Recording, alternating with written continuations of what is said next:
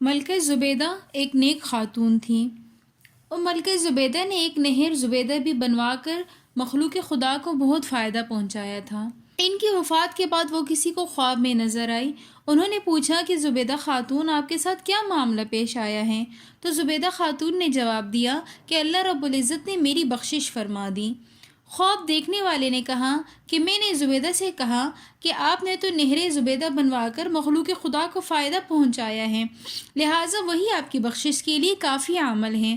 تو اس پر زبیدہ نے کہا کہ نہیں، میرے اللہ نے میرے اس عمل پر میری بخشش نہیں فرمائی، بلکہ اللہ پاک نے جب مجھ سے مواخذہ کیا کہ زبیدہ تم کیا عمل لے کر آئی ہو، تو میں نے کہا کہ میں نے ایک نہر بنوائی ہے۔ تو اس کے جواب میں اللہ پاک نے فرمایا کہ وہ نہر تو تم نے خزانے سے بنوائی ہے، اگر خزانہ نہ ہوتا تو نہر نہ بنتی، میری رضا کے لیے کیا کیا ہے؟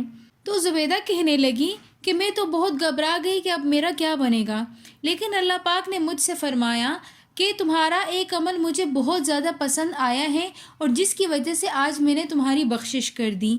تمہارا عمل یہ تھا کہ تم ایک مرتبہ بھوک کی حالت میں دسترخوان پر بیٹھی ہوئی تھی اور اتنے میں اذان کی آواز آئی، آپ کے سر سے دوپٹہ سرک گیا، تو آپ نے اپنے ہاتھ سے نوالا واپس پلیٹ میں رکھا اور پہلے اپنے سر پر دوپٹہ لیا میرے نام کے ادب کی وجہ سے اور پھر وہ لقمہ کھایا۔